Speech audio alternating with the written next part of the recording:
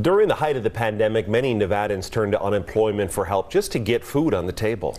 DETR, or the Department of Employment, Training and Rehabilitation, is the office responsible for verifying and handling those claims. New tonight, 8 News Now investigator David Charn shows us how they made some pricey mistakes. Overall, how much money do you owe DETR?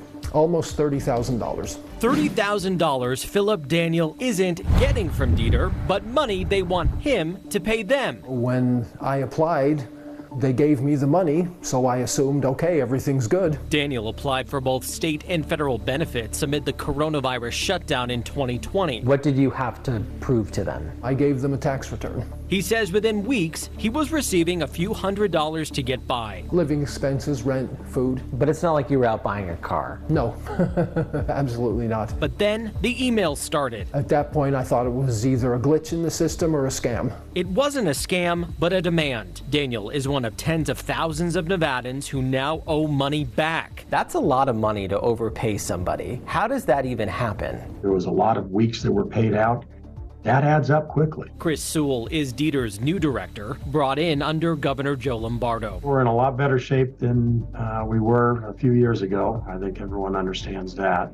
Are we out of it? No. DETR is facing a 6-month backlog for current unemployment claims. As employees work to get people money, a whole other team is fielding calls from people like Daniel trying to keep the money they have. The 8 News Now investigators learning the department sent out more than 84,000 PUA overpayment notices. PUA, or PUA, Pandemic Unemployment Assistance, was a federal program enabling states to give benefits to the self-employed or gig workers. How does someone get overpaid for unemployment? They entered something wrong.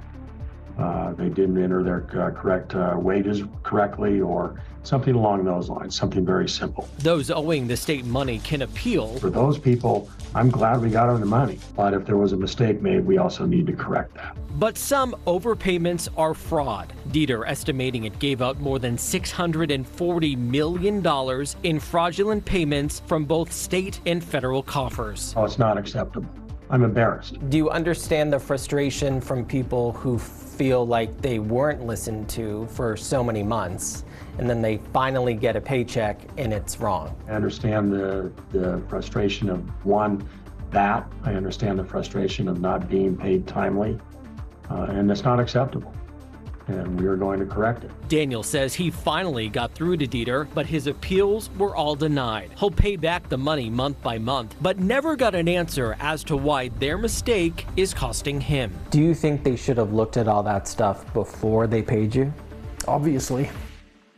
DETR has recovered more than $100 million in fraud, including some overpayments. We asked how much they think they overpaid those tens of thousands of people, and they did not have an estimate for us. I'm David Charns, 8 News Now.